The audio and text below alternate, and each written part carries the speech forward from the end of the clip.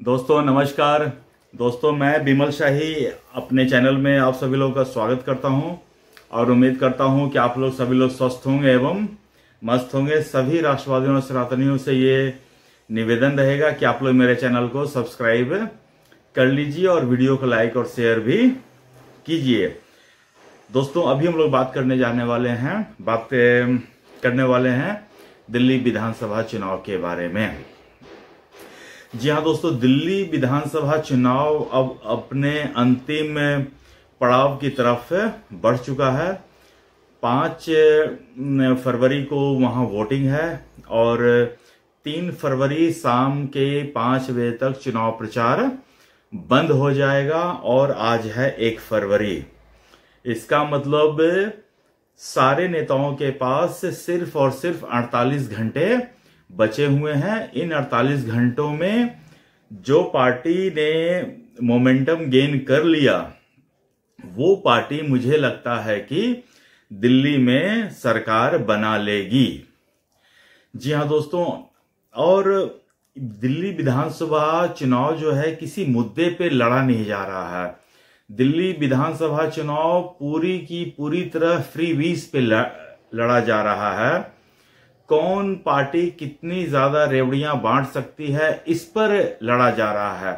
Development का तो कोई इशू है ही नहीं, कोई मुद्दा है ही नहीं। केजरीवाल ने आज तक डेवलपमेंट का कोई काम किया नहीं है और वो इसे मुद्दा बनाने के लिए कभी किसी को मौका ही नहीं दिया। इतने फ्रीवीज का अनाउंसमेंट किया केजरीवाल, इतने फ्रीवीज का अनाउंसमेंट किया है कि हर रोज उसके एक फ्रीवीज के अनाउंसमेंट पर ही चर्चा होते रहता है। उसके जो रियल इश्यूज हैं वो पीछे छूट गए हैं। अच्छा, केजरीवाल क्या है, जैसे ही कोई एक एजेंडा सेट करता है तो कांग्रेस और बीजेपी उसके पीछे पीछे कि सफाई देते फिरती है। सोचिए, पंजाब में अंबेडकर साहब की मूर्ति तोड़ी गई। ये मुद्दा केजरीवाल ने किस तरह स्मार्ट मूव से इस मुद्दे को दिल्ली में चलने ही नहीं दिया। केजरीवाल ने सोचा कि अभी अगर अंबेडकर वाला मुद्दा दिल्ली में चल गया तब तो उसकी जो वोट बैंक है वो पीछे हट जाएगी।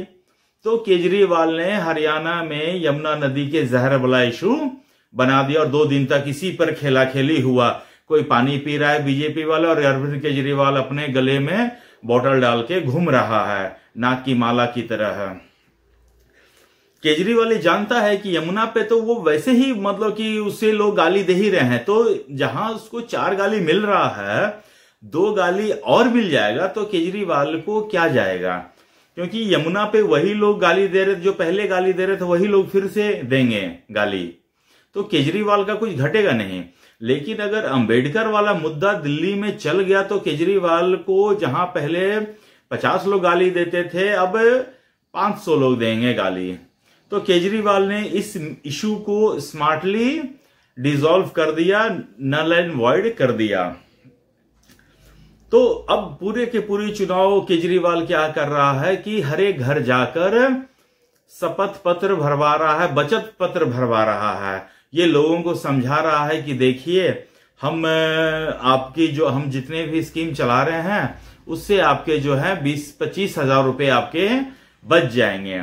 सोचिए, किसी आदमी की दिल्ली में जो लोअर मिडिल क्लास है उनकी सैलरी कितनी होती है, 10,000 15,000, और उसमें केजरीवाल कह रहे हैं हम 25,000 आपको बचवा दे रहे हैं, बचत करवा दे रहे हैं। तो केजरीवाल एक ऐसा प्राणी है जो नॉन इशू को भी इशू बना सकता है, ये उसकी खासियत है। उसमें जो कॉन्फिडेंस है वो झूठ भी बोलता है, इतना अच्छा से बोलता है, इतने कॉन्फिडेंस से झूठ बोलता है कि सच भी सोचता होगा बगल में खड़े होकर कि यार यही सच है, हम ही झूठे हैं। तो इन सब के काट के रूप में आज यूनियन बजट पेश हुआ और इन्हीं सब चुनाव के बीच में यूनियन बजट पेश हुआ और नरेंद्र मोदी ने वो धमाका किया है कि केजरीवाल के जितने भी फ्रीबीज थे, सेविंग स्कीम चल रहा था केजरीवाल की, सबकी धज्जियां उड़ाते हुए मोदी ने, वो कहते हैं ना 100 सुनार की तो 1 लोहार की, तो केजरीवाल ने जितने भी फ्रीबीज का घोषणा कर रखा था सबको मोदी ने एक अस्त्र से उन सबको ध्वस्त कर दिया। मोदी सरकार ने आज यह ऐलान कर दिया कि जिनकी आमदनी 12 लाख रुपए तक है उन्हें अब टैक्स देने की जरूरत नहीं पड़ेगा। तो और उसके ऊपर स्टैंडर्ड डिडक्शन जो होता है 75K का, वो भी अगर आप ऐड कर देते हैं तो 12.75 लाख तक के इनकम के लोगों को अब टैक्स देने की जरूरत नहीं पड़ेगी।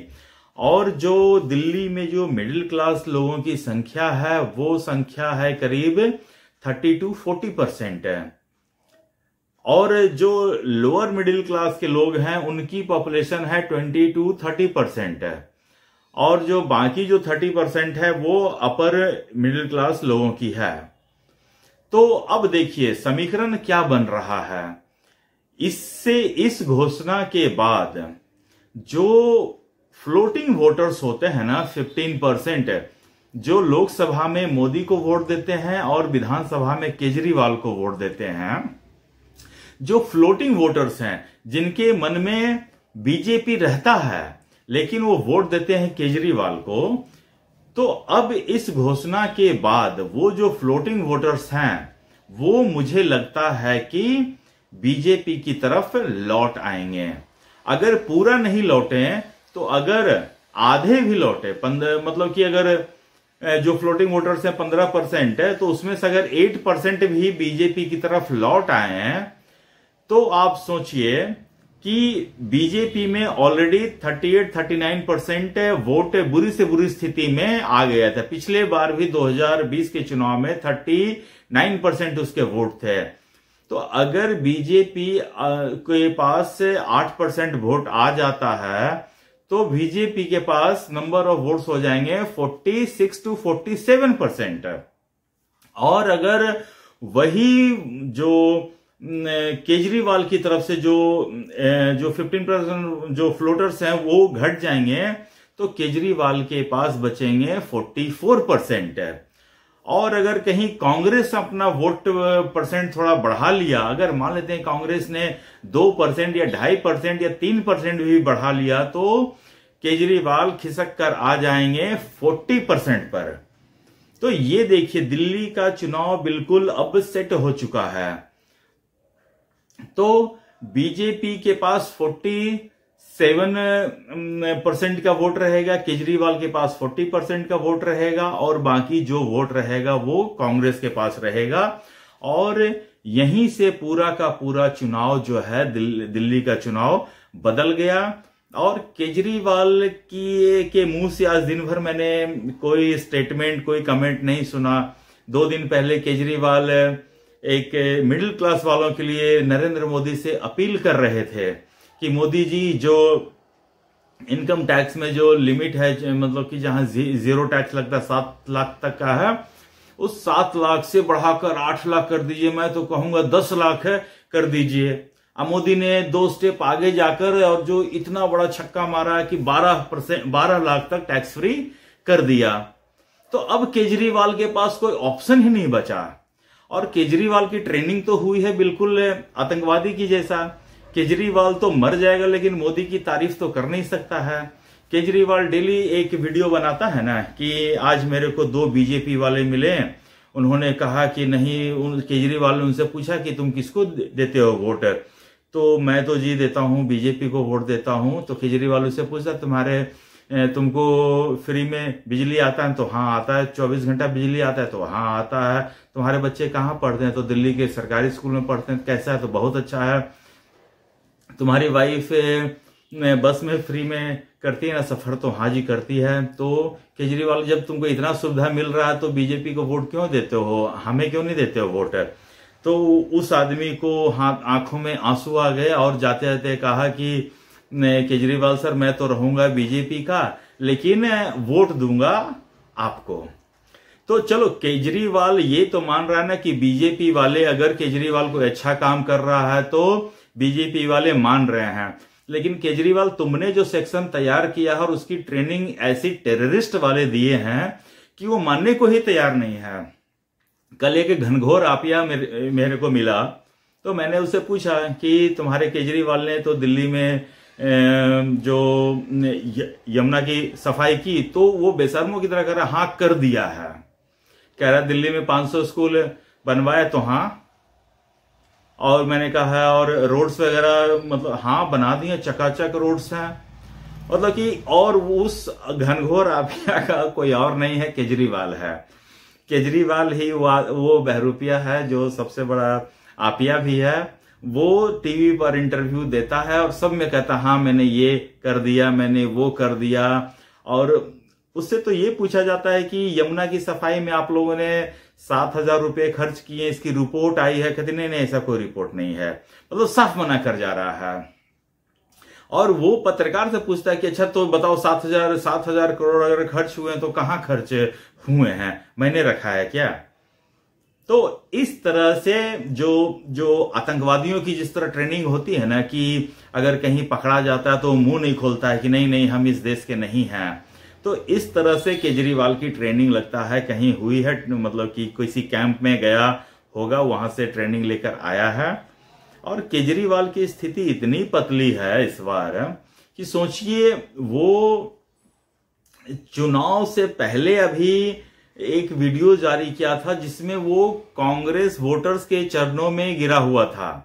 वो कह रहा था कि कांग्रेस को क्यों वोट देते हैं। फिर वही स्टोरी कि एक कांग्रेसी मिला, वो कट्टर कांग्रेसी था, कहा कि कांग्रेस को वोट देते रहते हैं। वही कहानी बार बार सबको सुनाता है। टीवी पे देखते ना चलता है कि लोगों से केजरीवाल से पूछा है, मतलब 2 औरतें मिली कि जी मैंने तो सारी प्लानिंग कर रखी है कि 2100 में 1000 का 2 सूट लूंगी चांदनी चौक से और 100 रुपए का गोलगप्पा खाऊंगी और बस में जाना आना फ्री है ही। सेम औरतें जो है सौरभ भारद्वाज को भी यही कहानी सुना रही थी। तो एक्चुअली मुझे क्या लगता है ना, केजरीवाल एक जगह बैठता है सब लोग और बोलता है कि आज कौन सी कहानी हम लोग को सुनानी है दिल्ली वालों को। और केजरीवाल सब मतलब कि प्लानिंग करता है और उसके सारे विधायक इधर उधर जाते हैं और केजरीवाल की प्लानिंग वहां से शुरू होती है। और हर दिन मतलब कि सारे जो उसके विधायक हैं, जितने भी लोग कंटेस्ट कर रहे हैं सब लोग एक ही कहानी सुनाते हैं। और हमको लगता है कि इन सब कहानी का स्क्रिप्ट राइटर कोई सलीम जावेद नहीं है, स्वयं केजरीवाल है। क्योंकि केजरीवाल जो है ना वो फैंटेसी वर्ल्ड में रहता है उसे, और उसको उस चीज को सपोर्ट भी मिला है। क्योंकि जिस फैंटेसी वर्ल्ड को क्रिएट करके, डमी वर्ल्ड को क्रिएट करके वो आया था कि लोगों को लगा था कि केजरीवाल स्वयं जो है मतलब कि भ्रष्टाचार को मिटा देगा, इस तरह से वो बातें करता था। मेरे दिल्ली में कई दोस्त हैं, तो 2015 में मैं उससे पूछता था कि वोट किसको दोगे, तो कहता था कि जी हमें तो इस बार कुछ नया करना है, हमें केजरीवाल को मौका देना है। और लोगों ने केजरीवाल को मौका दिया। 2015 से 20 केजरीवाल सिर्फ यही करते रह गया कि हमें मोदी जी ने काम नहीं करने दिया, काम नहीं करने दिया, काम नहीं करने दिया। लोगों ने फिर से उसको वोट दिया, फिर से मोदी ने हमें काम नहीं करने दिया। कौन कौन से इशू पर केजरीवाल कोर्ट नहीं गया है। केजरीवाल का देख लीजिए आप, अटेंडेंस अगर देख लीजिएगा तो दिल्ली के विधानसभा में अटेंडेंस कम होगा, कोर्ट कचहरी में केजरीवाल का अटेंडेंस ज्यादा होगा। और पैसों का ऐसा गंद मचाया है केजरीवाल, ऐसा गंदा खेल खेला है कि सोचिए केजरीवाल के एक आम मतलब कि जो ओएसडी होता है विभव कुमार, उसके लिए केजरीवाल ने अभिषेक मनु सिंघवी जैसा इतना महंगा वकील उसने सुप्रीम कोर्ट में खड़ा कर दिया। और उसके बाद विभव कुमार को Z+ सिक्योरिटी देकर पंजाब भेज दिया, वहां वो मुख्यमंत्री का मुख्य सलाहकार है। बताइए। एनीवेज, तो मिला जुला कर ये मुझे समझ में आ रहा है कि दिल्ली विधानसभा चुनाव अब सिर्फ 2 दिन बच गए हैं, 2 फरवरी 3 फरवरी। केजरीवाल के पास मुझे लगता है कि अब कुछ कहने को बचा नहीं है। केजरीवाल मतलब एक प्राणी होता है, मैं नाम नहीं लूंगा, लेकिन वो जो नाली में लौटता है ना, लौटने के बाद जो उसकी स्थिति होती है ना, केजरीवाल उस हद तक आ गया है। उसके आगे अब कोई उपाय ही नहीं है।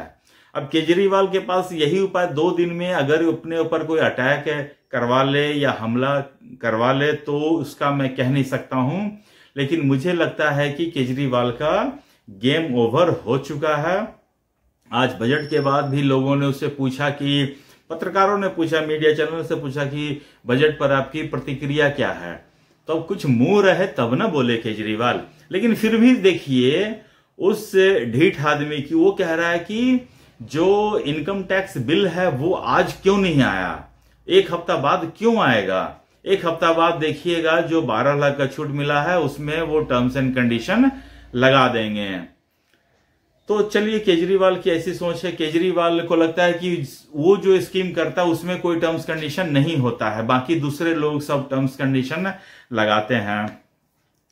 और उसके बाद बीजेपी के पास अभी पूरा प्रचार तंत्र अभी तक मतलब कि एक्टिव है। आज भी मैं देख रहा हूं अमित शाह 3-4 विधानसभा क्षेत्रों का दौरा किए हैं, और भी जितने भी बीजेपी के फायर ब्रांड जो नेता हैं वो चुनाव प्रचार कर रहे हैं, चाहे वो हेमंत बिस्व शर्मा हो, शिवराज सिंह चौहान हो, देवेंद्र फडणवीस हो, मोहन यादव हैं, योगी आदित्यनाथ हैं, इतने सारे लोग चुनाव प्रचार कर रहे हैं।